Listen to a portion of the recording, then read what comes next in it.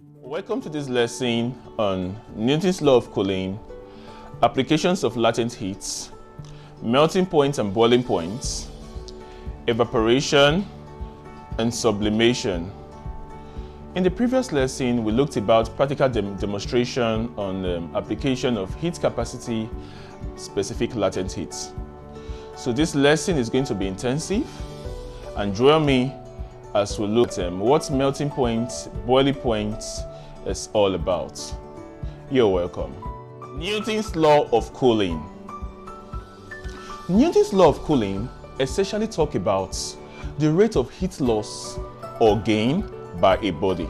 And what is it all about?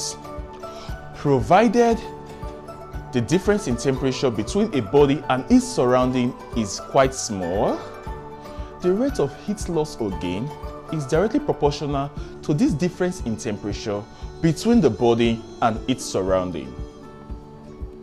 This is one of the basic limitations of the law, as the temperature difference has to be small. It is a direct proportionality, and if you look at the graph, it's a straight line graph. In other words, if there's a change in temperature drastically, then the law no longer holds, as the rate of heat loss or gain by a body is no longer proportional to the difference in temperature, according to Newton's law of cooling. Latent heat, the application basically. In the previous lessons, we have been looking at latent heat, that is to say the hidden heat that is needed by a body to change its state or phase without a change in temperature. Now, have you ever wondered about the applications of latent heat in nature, physically? Now, some things happen to you that you may not have reasoned it to be the application of latent heat. One is, at one time or the other, you must have put a drop of spirits, iodine, on your skin, and you noticed a cooling sensation. This is one of the applications of latent heat. And what is the theory behind it? The iodine on your skin absorbs latent heat of vaporization from your skin, and as such, it evaporates from your skin. At that point where it was dropped, you feel a cold or a cooling sensation on your skin. Another application of latent heat is osmoregulation. That's a biological term. Now, cooling during sweating. When you do an exercise, when you run, you jog, you walk a long distance, your body temperature increases. You start sweating. Now, the essence of you sweating is to be able to cool down or regulate your body's temperature through a biological process. Now, the sweat absorbs latent heat of vaporization from your skin as well, and as they evaporate, your temperature drops. That is why in the morning, teachers at the gates using a radiation pyrometer to check temperature. They have stated that students who walk into school sweating, when they put the radiation pyrometer evaporation is all around in their us. forehead, It's what drives the water cycle, giving magnificent clouds the water they need to form. It's the reason you cool down when you sweat, and can even produce beautiful crystals. Another application of latent heat is in heating devices, latent heat of vaporization to be precise. It is a known fact or a known phenomenon that steam possesses a higher thermal energy than boiling water. And obviously, since it possesses a higher thermal energy, it is at a higher temperature than boiling water. That is why heating devices in the lab, chemistry and physics practical, they are done with steam other than boiling water. Okay?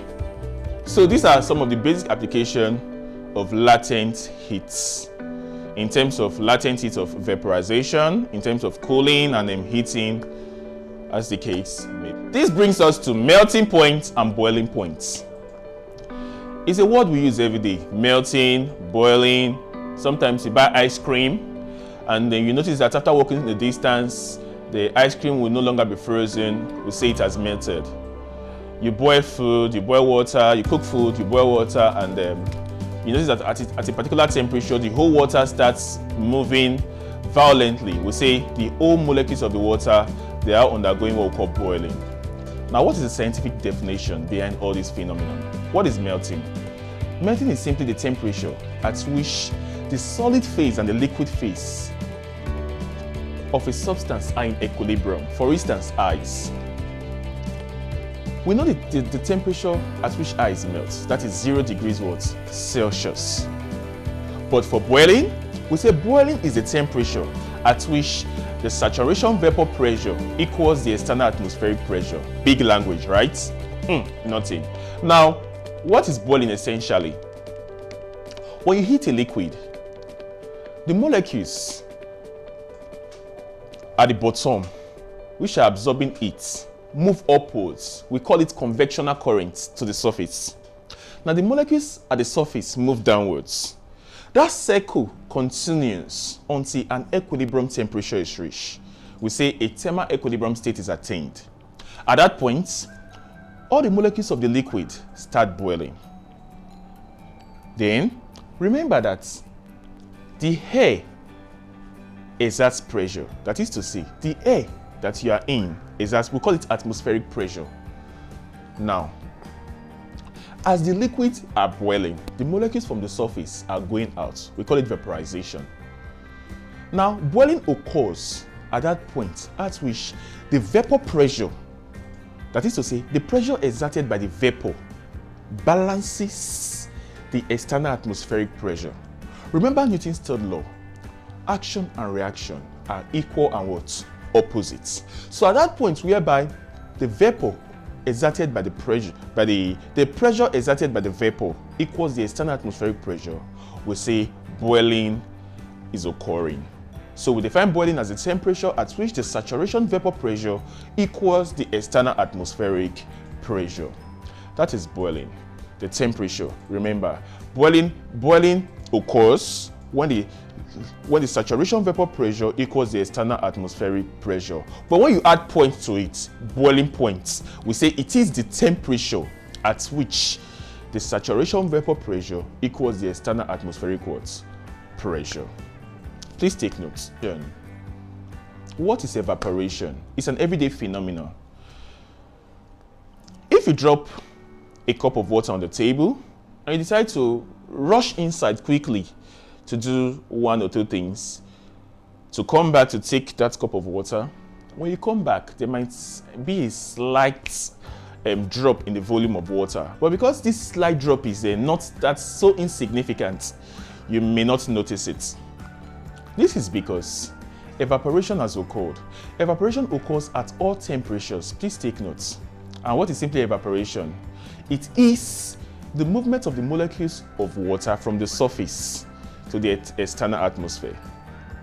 Now, you know the kinetic theory in terms of the molecules of matter.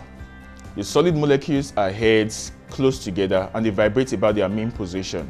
The liquid molecules are free to move to an extent and they also vibrate. While that of a gas are loosely bound, vibrating and colliding randomly with themselves and the walls of their containing vessel. Remember, liquid has definite volume but no definite shape. A gas has no definite volume, no definite shape. So we are talking about evaporation because the molecules of a substance are always moving. A liquid, in this to be precise. At the surface, at any particular temperature, molecules gain sufficient kinetic energy and escapes to the atmosphere. So, evaporation involves two things: specific heat capacity and latent heat of vaporization. Please take notes. But vaporization simply involves latent heat of vaporization. Because when we talk about evaporation, the molecules at the surface gain energy. Gain thermal energy first of all. This thermal energy now gives the molecules sufficient kinetic energy to escape to the external atmosphere. And what does gain when the body gains thermal energy? One of the things it does is that it increases the temperature of the body. That's how we talk about, we say evaporation involves specific heat capacity, because specific heat capacity is the amount of heat needed to increase what? A unit mass of a body by 1 degree Celsius, or what? To increase the temperature of a unit mass of a body by 1 degree Celsius or 1 Kelvin. So it involves both specific, evaporation involves both specific heat capacity and latent heat of vaporization. But the latent heat now of vaporization for evaporation is quite small or insignificant as regards the latent heat of vaporization that is used in vaporizing a liquid at the boiling temperature. Please take note. The difference between evaporation and boiling is that the latent heat for vaporization, the difference between evaporation and vaporization now, to be precise, is that the latent heat for vaporization is very significant because vaporization occurs once the boiling temperature has been reached or attained. You understand it? But evaporation occurs at all temperature. So the latent heat to vaporize this liquid is insignificant in terms of evaporation. But evaporation, the liquid has absorbed a lot of thermal energy. So the latent heat of vaporization is significant. Please take note. Some solid changes directly to gas without passing through the liquid state. This process is known as sublimation, and the reverse process is deposition. Some solid changes directly to gas without passing through the liquid states. Examples of these solids are naphthalene. We have phosphorus chloride and ammonium chloride. These solids changes from the solid state to the gaseous states without passing through the liquid states. These solids are said to sublime or to undergo what we call sublimation. Saturated and unsaturated vapor pressure. What is a saturated vapor pressure? You have the word saturate is a known word to you by now, because it's one of the things you must have seen in chemistry. You understand? In physics, it is not far-fetched. A saturated vapor pressure is simply a pressure that is in thermal or dynamic equilibrium with its own liquid. What do I mean by that? Remember, once a liquid reaches its boiling point, vaporization, any further heat that is added to the liquid, causes more and more molecules to what? Evaporate or leave the surface of the liquid. As these molecules are escaping, it gets to a point that the amount of molecules leaving the liquid equals the number of molecules condensing back into the same liquid. So at this point where dynamic equilibrium is attained, such that the amount of molecules leaving, or the number of molecules leaving the liquid, is equal to the same number of molecules condensing back into the liquid within a confined space, and at that particular temperature, we say a saturated vapor pressure is attained. So a saturated vapor pressure is simply a vapor that is in dynamic equilibrium with its own liquid within a confined space. So the amount of liquid escaping from the surface, the amount of vapor that is escaping from the surface of the liquid is equal to the amount of liquid that is condensing back from the vapor state. What is an unsaturated vapor pressure? Simply put, a vapor that is not in contact with its own liquid within the confined space. In this case, for an unsaturated vapor pressure, a dynamic equilibrium has not been reached or attained. So, for an unsaturated vapor pressure, it occurs when the boiling point has just been attained and vaporization is occurring at a fast rate. In this case, the amount of liquid, or vapor, the amount of vapor escaping from the surface of the liquid is not equal to the amount of liquid condensing back as vapor. As a matter of fact, the vapor state dominates that phase of the liquid, or vaporization is said to dominate that phase of the liquid.